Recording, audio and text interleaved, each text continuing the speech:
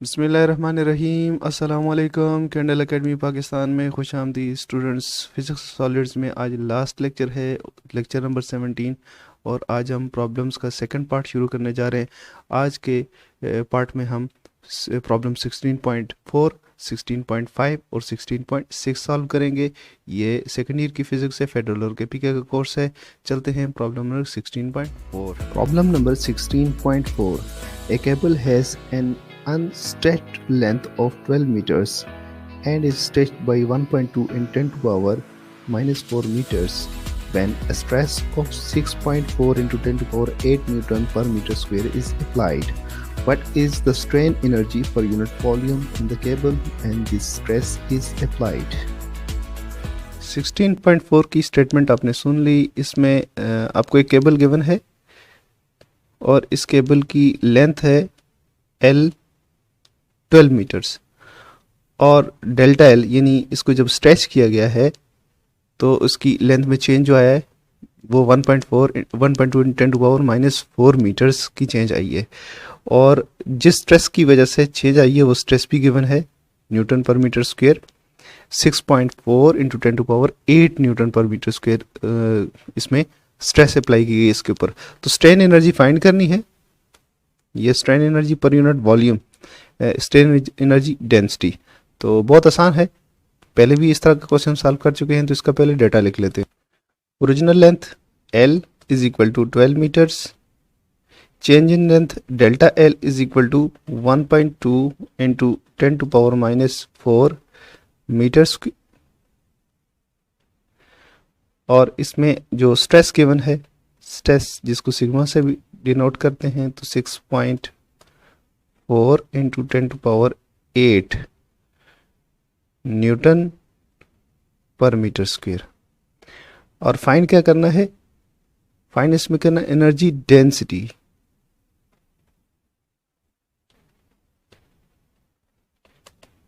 Energy density find करनी है। तो एनर्जी डेंसिटी का क्या फार्मूला होता है आपको पता है? एनर्जी डेंसिटी का फार्मूला हमने ड्राइव किया था, एनर्जी स्ट्रेन एनर्जी डेंसिटी है, याद रखें। तो ये होती है 1/2 स्ट्रेस इनटू स्ट्रेन के बराबर होती है। तो सॉल्व करते हैं। स्ट्रेस का हमें पता है, स्ट्रेन का नहीं पता, तो 1/2 स्ट्रेस को मल्टीप्लाई करेंगे स्ट्रेन के साथ। तो स्ट्रेन हमें नहीं गिवन, लेकिन हमें चेंज इन लेंथ और ओरिजिनल लेंथ गिवन है, तो हम इस तरह से फाइंड कर सकते हैं। अब इसमें स्ट्रेस मौजूद है, डेल्टा L मौजूद है और L मौजूद है, तो ये पुट करेंगे तो ये स्ट्रेन ही है, ये पुट करेंगे तो हमारे पास ये क्वेश्चन सॉल्व हो जाएगा। तो इसके अंदर वैल्यूज डालें।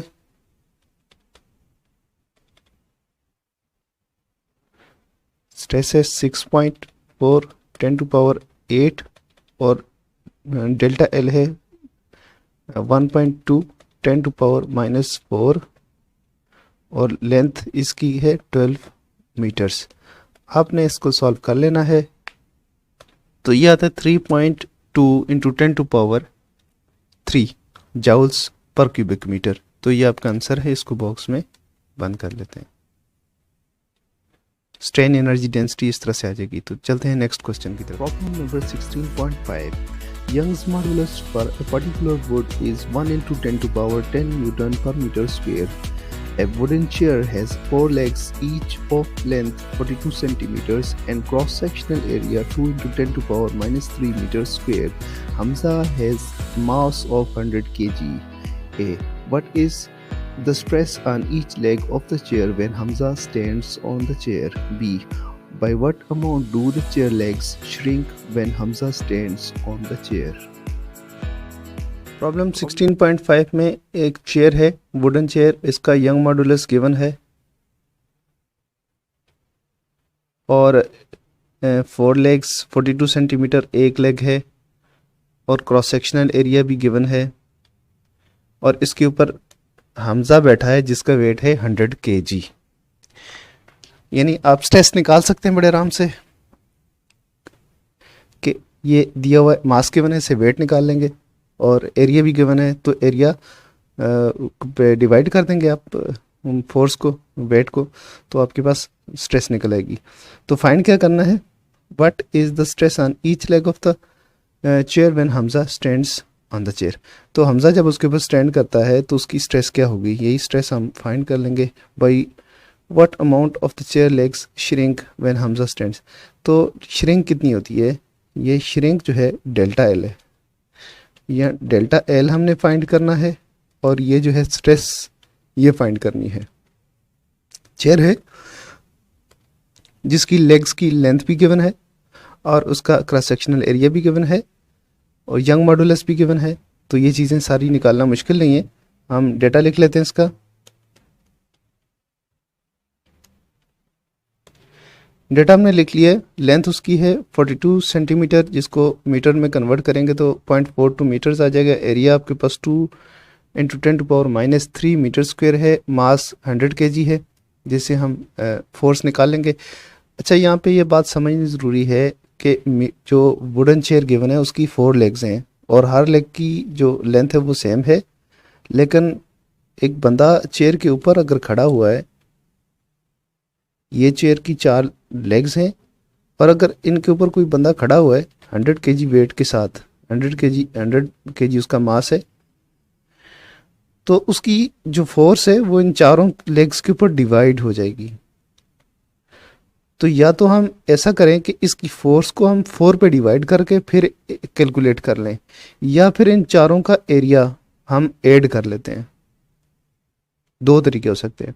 इन चारों का एरिया ऐड करके फिर हम स्ट्रेस निकाल लें, तो ज़्यादा बेहतर ये है कि हम चारों का एरिया आपस में ऐड करते हैं और फिर उसके ऊपर ये फोर्स कैलकुलेट करते हैं, तो स्ट्रेस हमारे पास आ जाएगी। एक के ऊपर जो स्ट्रेस आ जाएगी हमारे पास इस तरह से।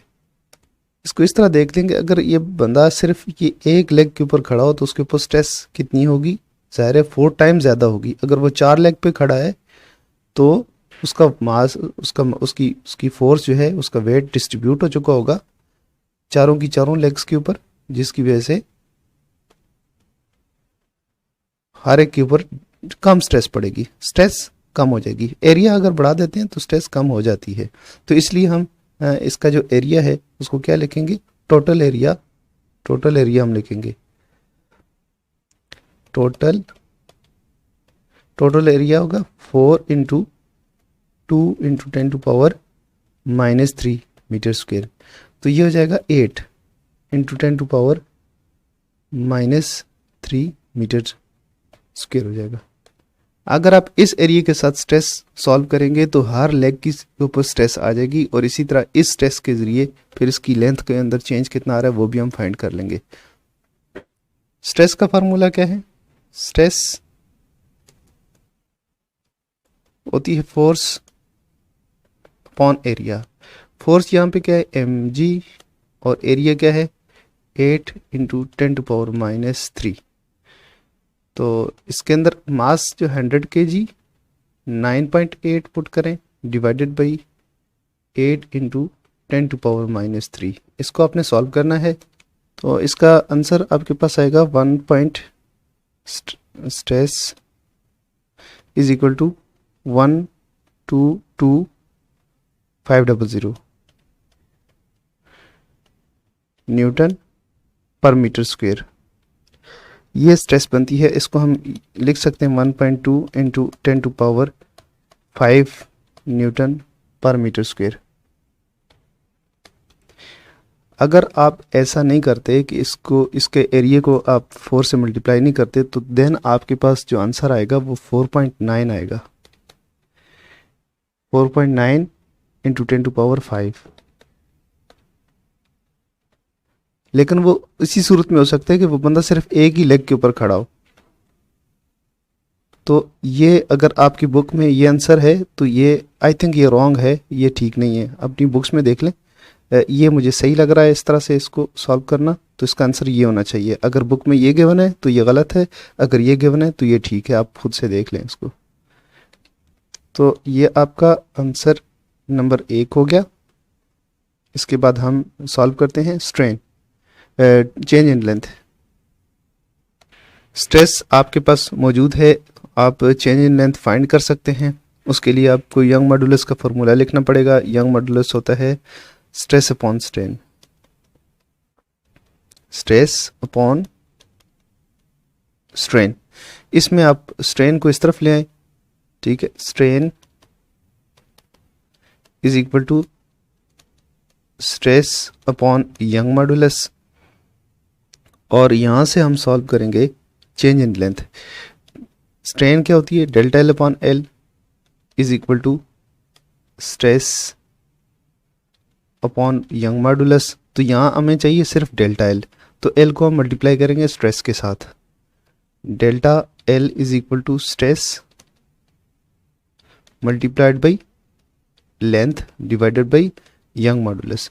तो इसके अंदर अभी ये चीज़ें आपको पता है, ओरिजिनल लेंथ भी पता है, यंग मॉडुलस भी है और स्ट्रेस भी है, तो सारी चीज़ें आपने इसके अंदर पुट कर देनी है, तो आंसर आपके पास आ जाएगा।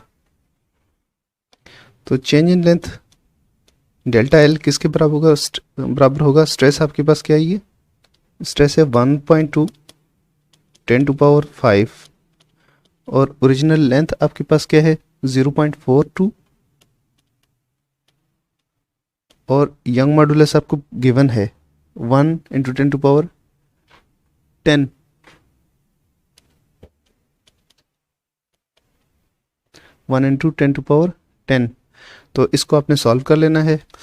तो आपके पास आंसर सॉल्व करने से ये आंसर आएगा।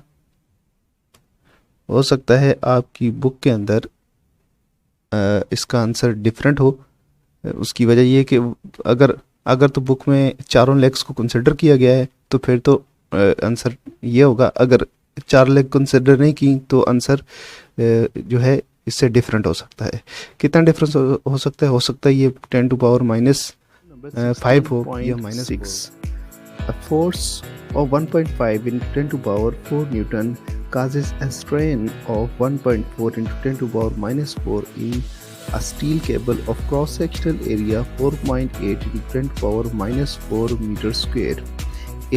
What is the Young's modulus of the steel cable? B. The stress-strain graph is linear for this cable. Calculate the strain energy per unit volume stored in the cable when the cable has strain of 1 × 10⁻⁴. Problem 16.6 में पूछा गया है, force act कर रही है 1.5 × 10⁴ Newton's, और उसकी वजह से जो स्ट्रेन प्रोड्यूस हो रही है 1.4 × 10⁻⁴ की स्ट्रेन प्रोड्यूस हो रही है, और जो क्रॉस सेक्शनल एरिया है 4.8 × 10⁻⁴ मीटर स्क्वायर है। लेकिन इसमें फाइंड क्या करना है, आपको गिवन है फोर्स, स्ट्रेन और एरिया गिवन है। स्ट्रेस हम यहाँ से निकाल लेंगे, फोर्स और एरिया से स्ट्रेस निकाल लेंगे, तो स्ट्रेन भी है स्ट्रेस भी है, तो ये टेंसाइल है क्योंकि लेंथ के अंदर चेंज आ रही है। What is the young modulus of the steel cable? ये जो केबल है स्टील है, इसका स्टील केबल है, इसका यंग मॉडुलस हमने फाइंड करना है। यंग मॉडुलस क्या है? फिर कहा गया the stress strain graph is linear for this cable. Calculate the strain energy per unit volume stored in the cable when cable has strain of, ये स्ट्रेन की कुछ और वैल्यू दी गई है, और इस स्ट्रेन की इस वैल्यू के लिए हमने क्या फाइंड करना है, इसके लिए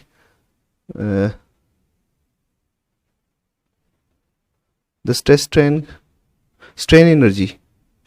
strain energy per unit volume, ये स्ट्रेन एनर्जी डेंसिटी फाइंड करनी है। तो क्वेश्चन देखने में काफ़ी मुश्किल लग रहा है, लेकिन सॉल्व करने में इतना मुश्किल नहीं होगा, बहुत आसान होगा। डेटा हम नोट कर लेते हैं। हमें क्या चीज़ गिवन है? सबसे पहले फोर्स गिवन है जी। Force is equal to 1.5 10⁴ newtons, ये फोर्स है, और साथ में हम पहले एरिया लिख लेते हैं। एरिया कितने एरिया के ऊपर फोर्स लग रही है? 4.8 10⁻⁴ मीटर स्क्वायर। और स्ट्रेन कितनी प्रोड्यूस हो रही है? स्ट्रेन लिख देते हैं अभी। स्ट्रेन इसके अंदर प्रोड्यूस हो रही है 1.4 × 10⁻⁴। स्ट्रेन का कोई भी यूनिट नहीं होता, और हमने फाइंड करना है इसका यंग मॉडुलस। क्या है वो फाइंड करना है और स्ट्रेन एनर्जी फाइंड करनी है। और स्ट्रेन एनर्जी के लिए हमें स्ट्रेन की दूसरी वैल्यू गिवन है, इसके अगेंस्ट हमने फाइंड करनी है। स्ट्रेन अगर ये हो तब स्ट्रेन एनर्जी फाइंड करनी है, और ये है 1 इंटू 10⁻⁴। इस स्ट्रेन एनर्जी के लिए इस स्ट्रेन के लिए स्ट्रेन एनर्जी फाइंड करनी है। तो स्टार्ट करते हैं। इसका सॉल्यूशन बड़ा ही आसान है, कोई मुश्किल नहीं है। सबसे पहली बात कि आप यंग मॉडुलस का फॉर्मूला लिखें। यंग मॉडुलस क्या होता है? Tensile stress upon tensile strain. देखें जी, आपके पास टेंसाइल स्ट्रेन तो गिवन है, जो पहले वाली स्ट्रेन गिवन है। टेंसाइल स्ट्रेस नहीं है, तो टेंसाइल स्ट्रेस का यहाँ पे फार्मूला पुट करें, ताकि एक ही दफ़ा हम कैलकुलेशन करें, एक ही फार्मूला अपनाएंगे। F upon A upon tensile strain. अभी आपके पास जो कुछ डेटा में मौजूद है सारा इसके अंदर पुट करके ये फाइंड कर सकते हैं यंग मॉडुलस। थोड़ा सा इसको और सिंप्लीफाई करते हैं। F, इसका डिनोमिनेटर यहाँ पे चला जाएगा, एरिया इनटू टेंसाइल स्ट्रेन। अब आपने क्या करना है, जस्ट इसके अंदर वैल्यूज पुट करनी है, यंग मॉडुलस आ जाएगा। हमने वैल्यूज पुट कर दी, फोर्स की वैल्यू यहाँ पुट कर दी, और एरिया की वैल्यू यहाँ पे हमने पुट कर दी है, और ये स्ट्रेन की वैल्यू है। इनको अब सॉल्व करेंगे तो इसका आंसर आएगा 2.23 इंटू 10⁻11 न्यूटन मीटर स्क्वायर। तो ये फर्स्ट आंसर है। यंग मॉडुलस आपने सॉल्व कर लिया। अब हम सॉल्व करते हैं strain energy density. Strain energy density find करनी है, और स्ट्रेन एनर्जी डेंसिटी का फार्मूला क्या होता है? 1/2 इंटू स्ट्रेस इंटू स्ट्रेन। यहाँ पे हमने जो डेटा पुट करना है वो यहाँ पे इंडिकेट कर देते हैं। स्ट्रेन एनर्जी फाइंड करने के लिए हम स्ट्रेन कौन सी यूज़ करेंगे? 1 इंटू 10⁻⁴, जो सेकंड जो स्ट्रेन गिवन है, ये स्ट्रेन की कोई और वैल्यू है। तो इस स्ट्रेन की इस वैल्यू के लिए स्ट्रेस की वैल्यू भी डिफरेंट हो जाएगी। वो हमें कहाँ से मिलेगी? जो पहले हमें स्ट्रेस गिवन है, जो फोर्स पर यूनिट एरिया से निकाली है, वो इसमें नहीं डालनी, क्योंकि अब स्ट्रेन डिफरेंट है तो स्ट्रेस भी डिफरेंट होगी। अलबत्ता यंग मॉडुलस सेम रहेगा, क्योंकि यंग मॉडुलस स्ट्रेस और स्ट्रेन की एब्सोल्यूट वैल्यू पर डिपेंड नहीं करता, ये मटेरियल के लिए कांस्टेंट होता है। तो हम यहाँ से यंग मॉडुलस के फार्मूले से स्ट्रेस निकालेंगे। यंग मॉडुलस का फार्मूला क्या होता है? Stress upon strain.